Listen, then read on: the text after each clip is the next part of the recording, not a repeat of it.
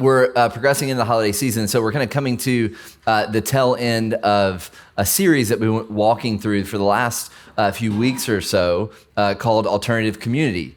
It's essentially a series about how do we be thoughtful Christians? Like, how do we be people who kind of look at the kind of cultural moment that we're in and recognize the cultural moment that we're in, recognize the fact that the moment that we live in shapes us in some really significant ways. The city that we live in shapes us in some really significant ways. All of these things have a type of formation that's going on. And how do we look at all of that and go, okay, how do I distinctly live out the way of Jesus, the life and the teachings of Jesus in this moment, right? So I'm not thinking about how to live out the teachings of Jesus in the 1960s. It's not in the 1960s or the 70s or the 80s. You're like, no, how do I live in the way of Jesus in 2022? Specifically, if you live here in Boston or New England, in Boston, in New England, in this particular time that we find ourselves in. This is the series that we've been looking at. How do we do this in a way that honors God, that shows God that we are seeking to live in his way?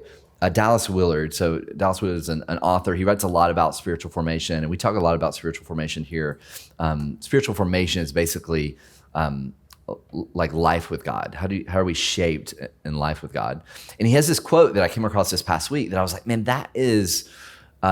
He's stating spiritual formation in a negative sense, right? So he has lots of different kind of definitions about being formed into the image of God, being formed through the life of Jesus. But he's going to state this particular statement about spiritual formation in a negative way. But I think it perfectly lands on what we've been talking about over the last few weeks. And so I'll read it for us. It'll be on the screen as well. This is what Dallas Willard says about spiritual formation. He says, Christian spiritual formation is inescapably a matter of recognizing in ourselves the idea system or systems of evil that governs the present age and the respective culture or various cultures that constitute life away from God. Okay, so again, thinking about and defining spiritual formation in the kind of a negative sense is he says, okay, what does life with God look like? What does it mean to be formed in a way that would be honoring to God that looks like Jesus? Like, what is that? What is a part of that? Because there's lots of things that go along with that. And he says, well, one of the ways in which we look more like Jesus is that we recognize in ourselves, and this is a lot of the work that we've been doing over the last few weeks, is that we recognize in ourselves the idea systems, and he says evil idea systems, that governs the age or the cultural moment that we're in, that constitute life away from God, that are seeking to pull us away from life with God. So he says a lot of our Christian discipleship is going, oh gosh, I've been shaped and formed. What? I've been shaped and formed. You guys are so dirty. All right, so I've been shaped and formed in certain ways, right? Like clearly you guys have been shaped in bad ways, formed evil ways. Now I'm distracted. He basically says this, okay.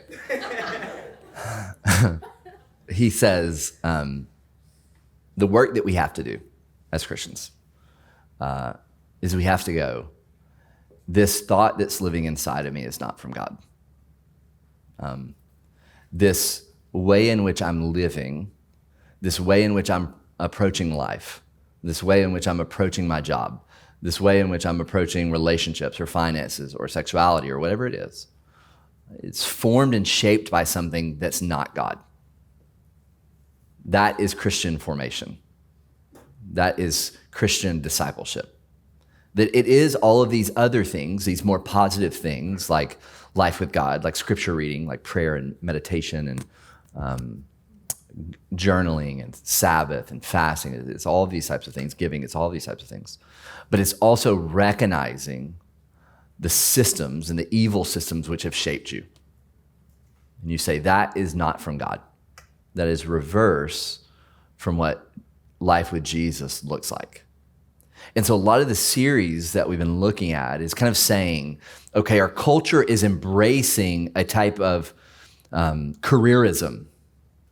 That's like you go after your job and your vocation and you build, and you consume. But life with God and life with Jesus says it's not about a posture of consuming, it's about a posture of contributing.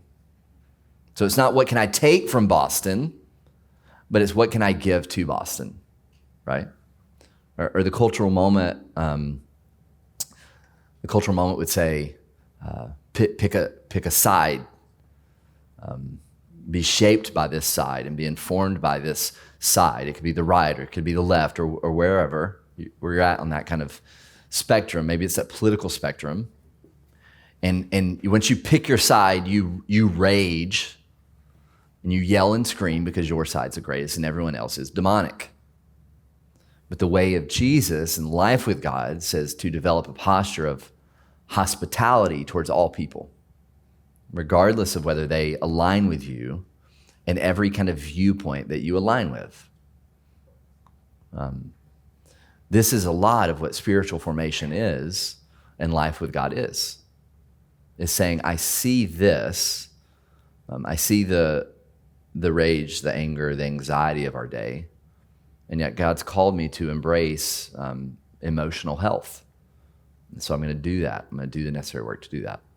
This is this series that we've been in, this series on what does it mean to be an alternative community. The Bible passage that I want to look at this morning comes from James. I read it earlier. It's James 22 through 25. And if you've ever read the book of James, the book of James is not a book where you need to pull out like Bible help and commentary, and you don't need to get underneath the Greek of the book of James. It just says what it says. So you don't have to read it and go, I'm confused about what you're talking about here. Of any book of the Bible, it's like it just in a lot of ways punches you right in the mouth. It's just straightforward. And so I think this is such an appropriate way to kind of end this series. And it's also an appropriate way to kind of set up the topic that we're going to look at this morning. But I'll read again for us just because I want it to land, and then we'll kind of drop into it. He says, be doers of the word, James 1:22, be doers of the word and not hearers only. He says, you deceive yourselves when you do that. Because anyone who's someone who hears the word, but is not a doer of the word, is like someone who looks at his own face or her face in the mirror, and then when he looks at himself, he goes away and immediately forgets what kind of person he was. He's like, that doesn't make sense. Verse 25. But the one who looks intently into the perfect law of freedom and perseveres in it, and is not a forgetful hearer, but a doer who works, this person will be blessed in what he does. Okay, so James, brother of Jesus, he's the leader of the Jerusalem church. He's imploring early Christians, this is who he's writing to. He's imploring them, and he's simply saying to them, don't see the writings that we have, so both the Old Testament writings and then what we would later come to understand is the writings of Paul and Peter, the gospel accounts that we have of Jesus' life, these narratives that we have of Jesus' life. He's saying, don't simply look at those as just simply an intellectual thing to understand, but see those as a way of life. And so he's saying to his readers, you can't read these things about God, about caring for the marginalized, and go, that's really awesome, and then not actually do that. You can't read about these things about loving neighbor, not being slanderous or gossip or not doing, you can't read about those things and go, yes, I agree with that, Jesus. That's a really great way to do that, and then turn around and do that. James says it's like you're looking at a mirror. He's using that imagery because he's saying the Bible is providing for you a clear way in which to live. So you can read the Bible and then go, okay, this is clarity. So I got all kinds of stuff going on in me. I got all kinds of stuff going on in the culture kind of moment that we're in, but the Bible is clarity. So he says it's like looking in a mirror, seeing clear, and then going away and forgetting what you saw. So he says, be a doer of the word. don't go after the word as primarily a intellectual type of pursuit. So what's the topic for this morning? Here's how we're closing out. Today we're looking at how do we become a community of justice in a culture of polarization? How do we become a community of justice in a culture of polarization? Now, here's what we can agree on, I think. I think everyone has an opinion about justice. Like, I think if we were to go around the room, everyone would have an opinion. So what is justice? Whose responsibility to administer justice? Like, what does that look like? What's the goal of justice, right? Like, quite frankly, it can be kind of mind-dizzying if you kind of get into it and we were just going to go around the room and say, okay, let's talk about justice for a second. You would say, okay, here is justice. And here's how we're going to administer justice. And here's how I think justice should work. Okay, everyone probably has an opinion about it. Of any kind of time period on the face of the earth and any type of generation and generations that exist, probably going to have an opinion about it. Now, if you get into the church, it gets even more complex because the church has its own kind of cultural ethos once you get into it, right? And so if you're looking at kind of the perspective and the kind of paradigm of the church, so you have some people on one side of the church that would say, when it comes to justice issues, they would say, just preach the gospel. The gospel. So don't, like, everything else is a distraction. So don't talk about racial injustice, talk about the gospel. Don't talk about the wage gap, talk about the gospel. Don't talk about global poverty, talk about the gospel. Talk about just the gospel, like this term, the gospel. That's kind of on one side of the spectrum, right? This can tend to be a little bit more the fundamental side of the spectrum. They would say this is our role and responsibility, right? And so you hear that, and I'm like, do you read the Bible? Because the Bible I'm reading says something different than what you're talking about. And then you have the other end of the spectrum, right? Over here, and it's all justice issues. There's very little personal repentance. There's very little holiness of God. It can tend to be a little bit more like progressive Christianity on this side of the spectrum. And so they have a perspective on justice that honestly is mostly justice and maybe not the other stuff. And then on the other end of the spectrum, it's like, just talk about Jesus. And you're like, well, how do you talk about Jesus and not justice? I'm finding that very difficult the more I read my Bible. And so even inside the church, so let's take it out of the culture, the kind of this secular culture that we live in, even inside the church, there's this paradigm where you're like, whoa, how am I to navigate this as someone trying to faithfully live the way of Jesus? How am I supposed to do that? Okay. The good news is, so throughout the history of the church, we see men and women in the church engaging in these issues. Like, we have a pretty long runway of Christian faith at this point that we can point back to over the last 2,000 plus years. And we can see it. Like, you can see over the horizon these incredible men and women who've stepped up when they've seen injustice and they sought to right wrongs that are existing. And we can appeal to them. We can look at them, and we should be studying them and taking our cues from them. The other reality is we have the Bible. The Bible talks a lot about justice issues. There's a couple of things here. Let's look at the Old Testament, and then we'll look at the New Testament. Isaiah chapter 1, 11 through 17. So it'll be on the screen as well. So this is the opening of the book of Isaiah. Isaiah is probably the most well-known prophets in the Old Testament. The book of Isaiah is probably one of the most quoted books in the Bible. And so this is the very beginning of that. Isaiah is speaking on behalf of God. He is issuing an indictment on the people of God, and it's directly related to the role of issue in life with God. So this is what I'm going to say, Isaiah 1, verse 11. He says this, "What are all of your sacrifices to me? Asked the Lord. I've had enough of burnt offerings and rams and the fat of well-fed cattle. I have no desire for the blood of bulls, lambs, or male goats." So their primary way of living life with God, of worshiping God, in the Old Testament was through a complex sacrificial system. So he's talking about the way in which they relate to God and the way in which they worship God. Verse 12. He says, "When you come to appear before me, who requires this from you, this trampling of my courts? Stop bringing useless offerings. Your incense is detestable to me. new moons and Sabbaths, and the calling of solemn assemblies. I cannot stand the iniquity with a festival. Verse 14, I hate your new moons and your prescribed festivals. They have become a burden to me. I am tired of putting up with them. He's talking about temple worship. Anytime you have Sabbath, new moons, festivals, he's talking about the temple worship. He says, I'm tired of putting up with them. Verse 15, when you spread out your hands in prayer, I refuse to look at you. Even if you offer countless prayers, I will not listen. Your hands are covered with blood. Now, if God is speaking to you, this is not what you want him to say to you, right? It would be as if God dropped into our gathering this morning and he's like, please stop singing. Please. Like, don't offer your prayers to me. Put your hands down. Stop with the show. He's essentially saying to them, the words that you're offering to me, they're doing sacrifices, doing prayers. He's saying the words and the actions that you're offering to me are empty. They mean nothing to me. Actually, they don't mean, if they meant nothing to me, he would be indifferent, but he's not indifferent.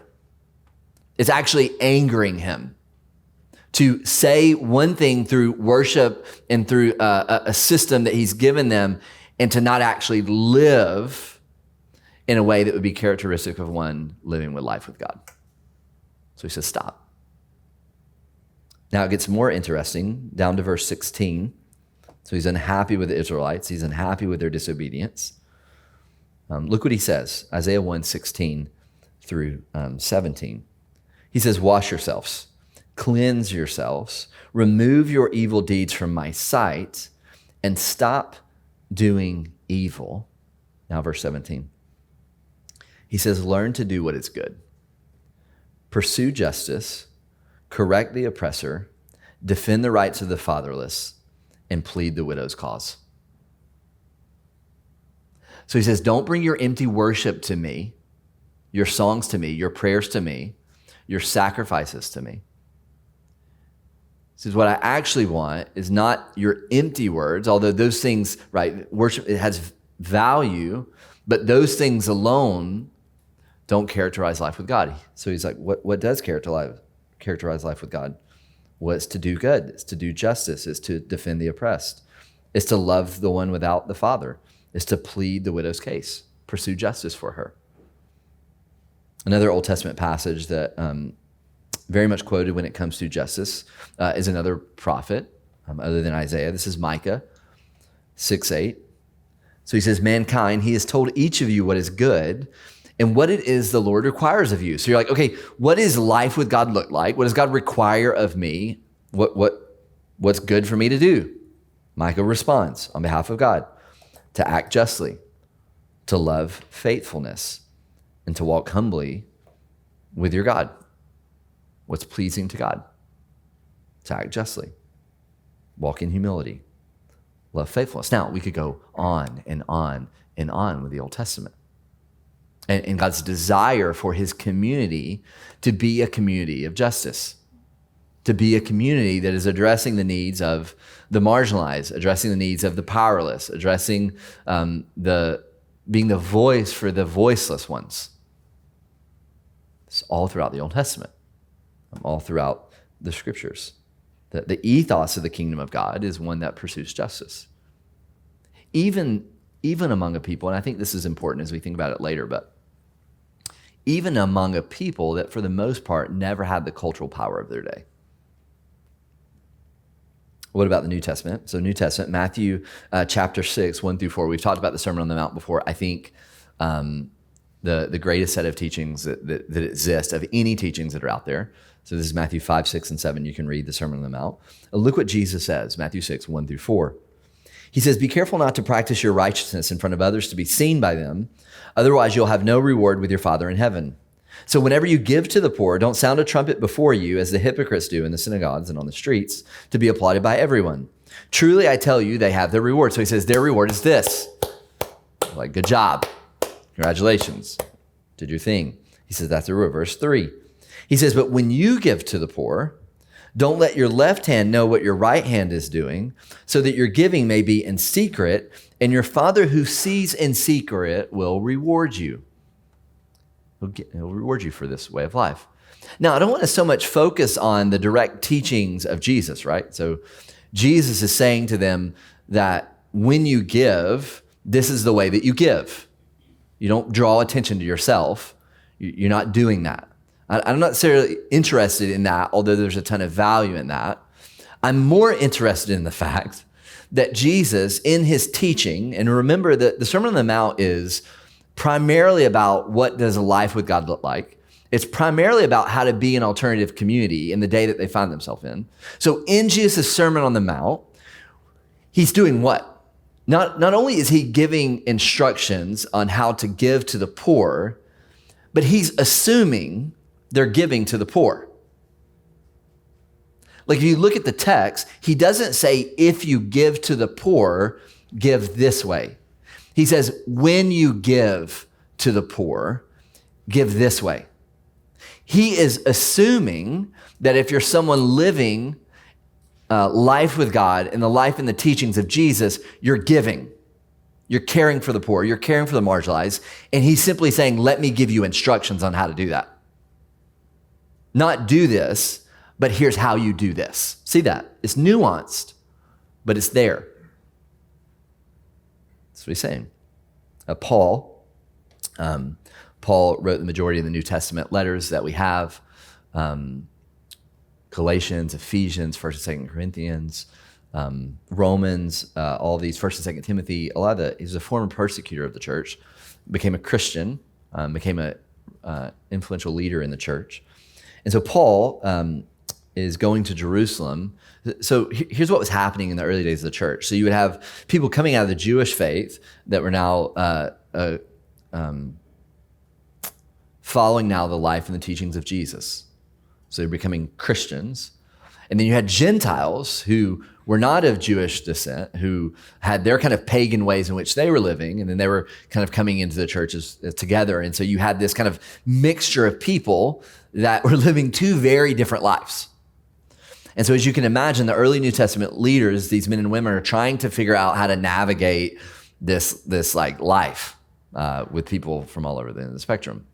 And so we have one passage, this is in Galatians chapter 2, where Paul is going to the church at Jerusalem and they're trying to figure out doctrinal issues.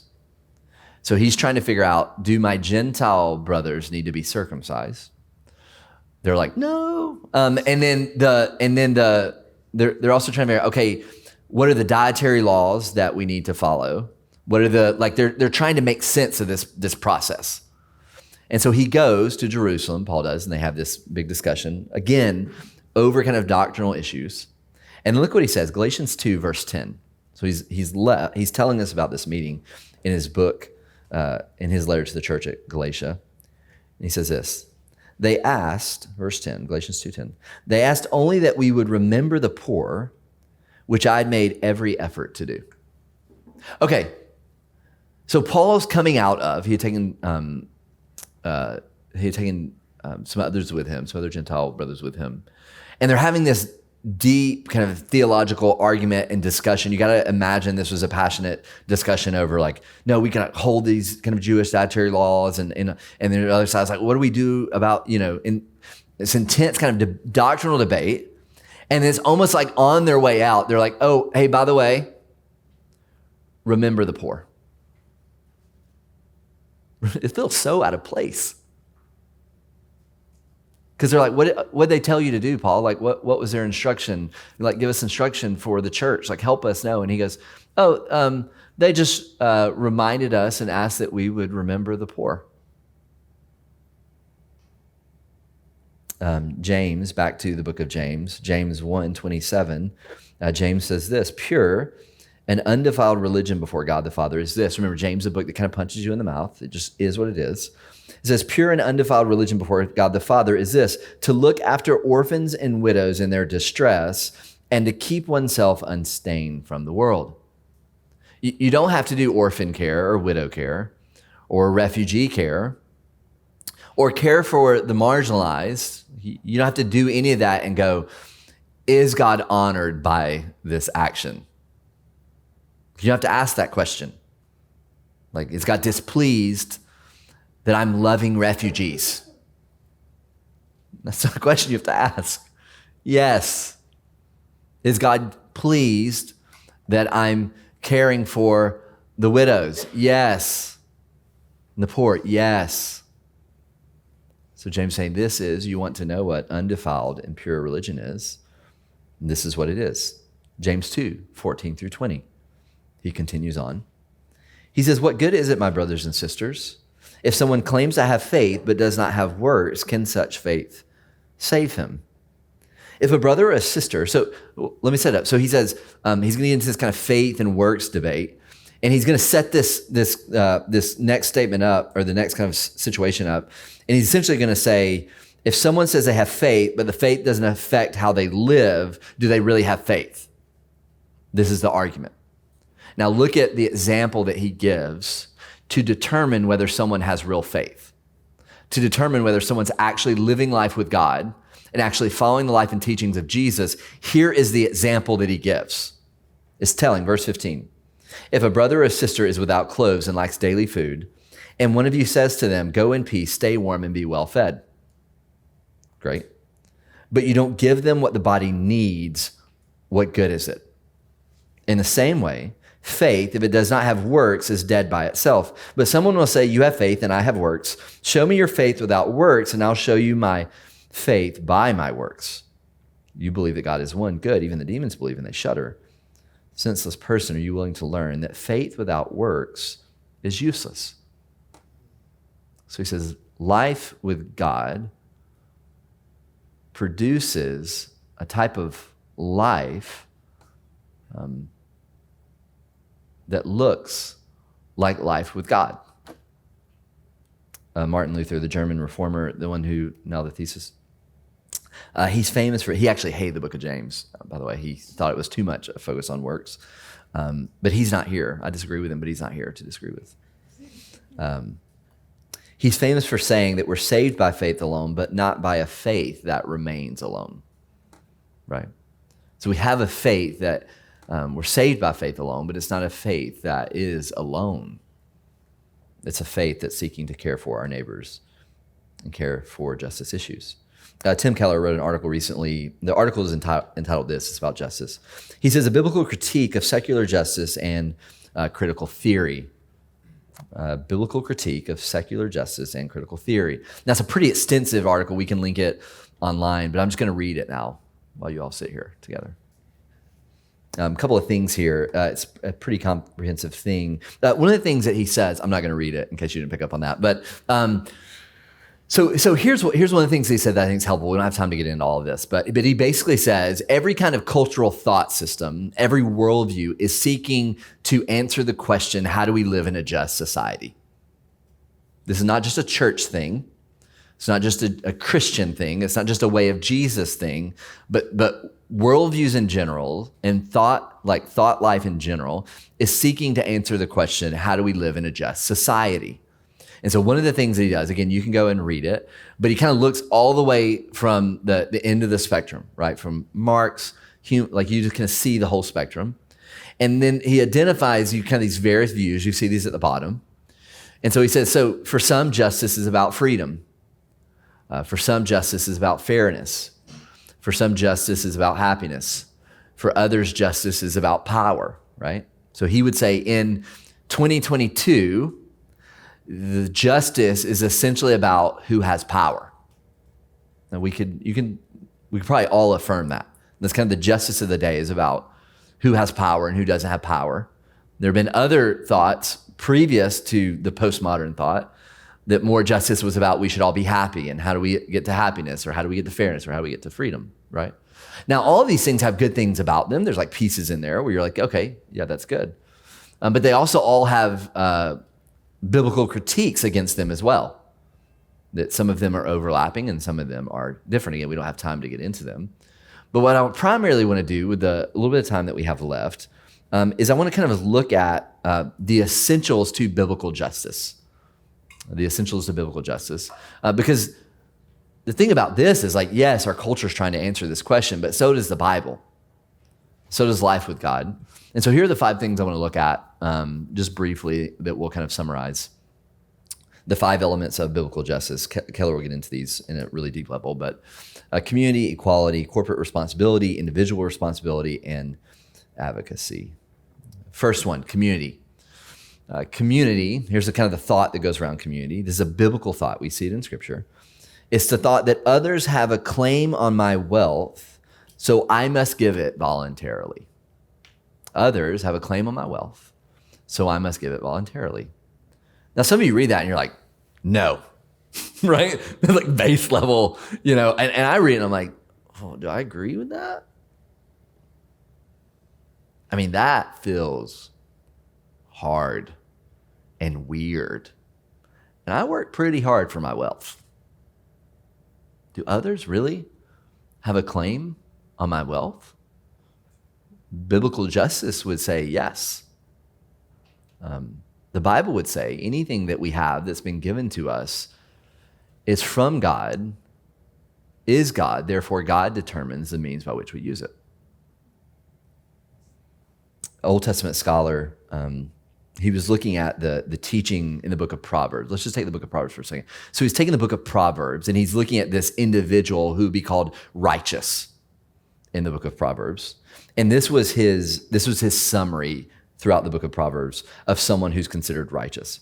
He says, the righteous are the people who are willing to disadvantage themselves to the advantage of the community. And then the wicked on the other end of the spectrum, again, in the book of Proverbs, the wicked on the other end of the spectrum are willing to disadvantage the community to advantage themselves. So if you're going to summarize the book of Proverbs, you would say, the righteous one says, I'm going to disadvantage myself to help the community.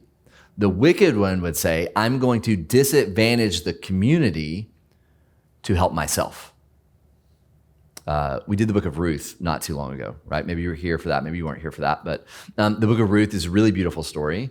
But one of the things that we see play itself out in the book of Ruth is something called, it's basically the gleaning laws that God had placed in the Old Testament. And so in the story of Ruth, what do you see happen? You see this law go into effect. Now, what was the law? Basically, God had instructed his people that when you're gleaning in the harvest field, some of you are like, what is gleaning, right? Okay, so you're in the harvest field, you're taking, okay, so produce comes from a field with seeds. Okay, so, all right. So the gleaning laws were basically like this. If you were going through the field and you were taking, again, they have machines, it's not this clean kind of process, but it's like if you're going through and you're harvesting and you drop something, the law would actually say, given by God, they say, leave it.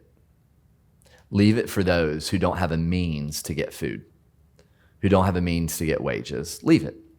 There's even like you could leave it on the stock for them to come alongside of and collect on the ground behind you or collect after you've left. We see this play itself out in the book of Ruth. This is how she meets Boaz. She's in his field and she's gleaning for her mother-in-law and herself, Naomi, right? These were the gleaning laws. Why was this the case?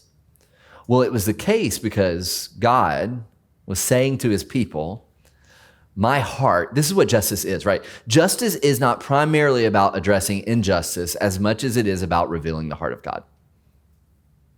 Like it's not primarily about seeing some type of like evil and wrong in front of you as much as it is about showing and revealing to the world that this is a God we love and serve.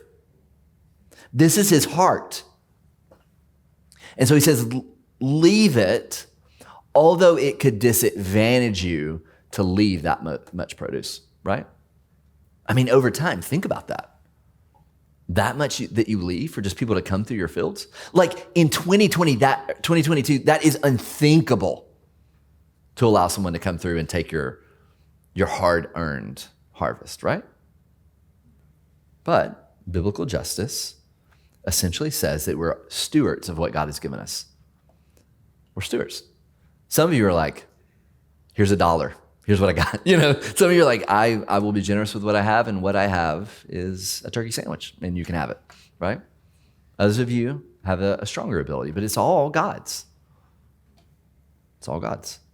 The second thing that we see, a second element of biblical justice is equality. Everyone must be treated equally and with dignity. Leviticus 24:22. Again, this is God in the Old Testament. You're to have the same law for the resident alien, the native, because I'm the Lord your God. Isaiah 33:15, he says, the one who lives righteously and speaks rightly, who refuses profit from extortion and whose hand never takes a bribe. Here's one of the things that we know about our culture. Our culture, if you didn't know, values monetary wealth, like it does.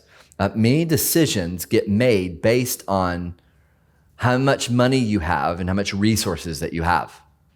So think about this for a second, because it directly plays into an unjust society. So if you're an individual with enough money and enough resources, you can get the decisions that you want made. And the reverse of that is if you're an individual without the wealth and without the resources, what's the reverse of that? It's much harder to get the decisions and the outcomes that you want.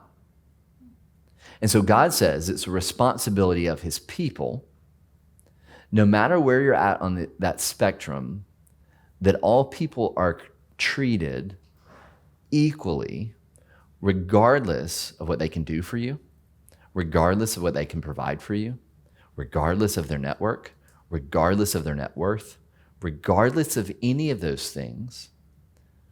You're to treat them with equality. This is biblical justice. You see it all throughout the scripture. Third thing that we see, so we see that others have a claim on my wealth, so we give it voluntarily. We see that everyone must be treated equally and with dignity. The third thing that we see is what's called corporate responsibility, is that I am sometimes responsible for and involved in other people's sins. We see throughout the scriptures that sometimes God holds families, groups, and nations corporately responsible for the sins of individuals. We see it in Scripture. Daniel repents for sins committed by his ancestors, although there's no evidence that he personally participated in those. That's Daniel chapter 9. In 2 Samuel 21, God holds Israel responsible for injustices that were done by King Saul, even though he was dead at the time that God brought these out. Joshua 7, number 16, God holds whole families responsible for the sin of one member. 1 Samuel 15:2 and Deuteronomy 23:3 and 8, he holds members of the current generation of a pagan nation responsible for the sins committed by their ancestors many generations before. There's at times in which, this is corporate responsibility, that I am sometimes responsible for, not always, but I am sometimes responsible for and involved in other people's sins. Why is this true? Why is this a true thing? Well, three reasons, essentially, that this is true. There's a corporate responsibility. Achan's family, in Joshua chapter 7, we get a story about Achan, who he steals from God. He does something that's wrong, and his whole family is killed. And Achan's family did not do the stealing, but they helped him become the type of man who would steal. And God saw that they had built in him. Again, not always the case of all families, right? Don't hear that if you're like, brother is crazy, it's your family's fault. It's not what I'm saying. But I'm saying there are times in which, although they didn't participate in the sin, they made him into a man or made her into a woman who would do that. So there's a type of corporate responsibility there. We see a corporate participation, that sinful actions that not only shape us, but they shape the people around us. That when we sin, it affects people around us. It reproduces sinful patterns. So our individual kind of sin then produces a type of sinful pattern that then shapes kind of a cultural moment that we find ourselves in. Although we weren't there, we're helping to do this. And then there's, all of us would have to recognize institutionalized sin, that we live with institutionalized sin. That there are ways of life that have been, that are weighed in favor of the powerful and the oppressive over those with less power. Now, this would be examples of the criminal justice system. This would be commercial practices such as high interest loans and unfair low or delayed wages. Like, these are systems in place that do more evil than any one individual within a system may intend or be aware of. See that? Like these things exist. And we have to take some responsibility for these things and say, oh, I didn't do that, but I got to do the work to change that. I got to own that. A lot of stuff I got to own. Fourth thing is individual responsibility. The Bible very much teaches that I am finally responsible for my sins, but not for my outcomes. The Bible does not teach that your success or your failure is fully due to your individual choices. Poverty, it could be brought on by personal failure, but it could also exist because of environmental factors, famine, wage. It could be sheer injustice. We're not in complete control of our life outcomes. It's just true. We can't look at someone who perhaps is in a place, in a difficult place in life and go, your actions led you to this place. It's not always true. It's not always that clean cut. As much as we would like it to be, as much as the YouTube video would say, that's not true. It's not. But we also have sins. Despite the reality of corporate responsibility and evil, the Bible very much says that our salvation lies in what we do as individuals. You've been shaped by your family, but it is now your responsibility to recognize the unhealthy shaping of your family and to stop it, right? So you can say, my family has a history of racism, and you can say, it stops now. Stops now. This is my personal responsibility. You can say my family has a history of navigating our finances in such a way, navigating our work in such a way, and you say, no, this stops here. This stops now. There's an individual responsibility to address the injustice that you see in the cultural moment. This is biblical justice. Fifth and final thing, there's advocacy. The Bible has a special concern, we've already seen it, has a special concern for the poor and the marginalized. Has a special concern. Proverbs 31:8-9 says, speak up for those who cannot speak for themselves. Defend the rights of the poor and needy. The Bible never says speak up for the rich and powerful. And the reason that the Bible doesn't say speak up for the rich and powerful, it's not because the rich and powerful are wrong, it's just because they don't need you to speak up for them. They don't need you. The systems are bent towards them. The playing field is not a level playing field. We advocate for the poor for equality. We seek to give more financial, social, and cultural capital or power to those who have less. This is biblical justice. This is what it looks like. This is what we see throughout the scripture. Again, it's not more about righting wrongs. It is about revealing the character of God. Two dangers that I see when it comes to biblical justice, just quickly, two dangers. We either get paralyzed because of the enormity of justice, or we outsource our responsibility to pursue justice. So I don't know if you're like me, but in the last few years, you kind of look at like the big scope of everything that's going on, and you're like, that's so huge, what can I do? You're like, the wage gap, what do I do? You know? You're like these systems that are have been built and created to benefit a certain individual and a certain type of individual. And they've been institutionalized for a long time. I'm just like, what do I do? And I'm so paralyzed that I don't do anything. And I talk to people, they're so paralyzed that they don't do anything. Now they're angry, they got anxiety, they got fear, but they're not doing anything else. So this is what I started doing.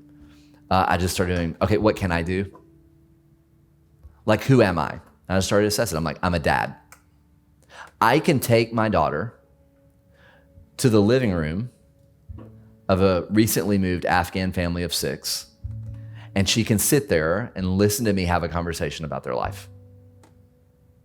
I can't control all the issues in Afghanistan, but I can drive 15 minutes from my house and sit in the living room of 6 people who were pushed out of their home, who have nothing, no jobs, who lack the cultural power to navigate in this place. And my daughter can sit in that living room with me. I can do that. I can do it. I'm a pastor. I can talk to my church. I can lead my church in such a way that we're addressing issues. I can do that. This is going to be shocking to a lot of people. I'm a white male. So I am. And so when all the kind of the racial stuff that was going on and was like, okay, what do I do? Like, how do I navigate this space? And I was like, I know what I can do. I have great relationships with Black brothers and sisters. I can navigate in white spaces where that would be harder. And I can advocate for them. I can have those conversations. See what I'm doing? I'm just like, what can I do with who I am as an individual? Don't be paralyzed by the enormity of the justice issues that you don't ever do anything. Just survey what can you do. The second thing that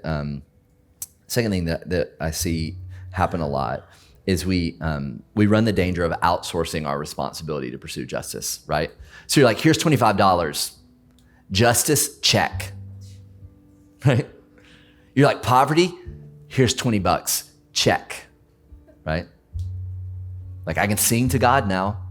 I've outsourced justice. You see that? I think, listen, giving is good. Like, a couple of Sundays now, we're gonna do a Compassion Sunday. So Compassion's a ministry and organization that my wife has been a part of for 10 years now.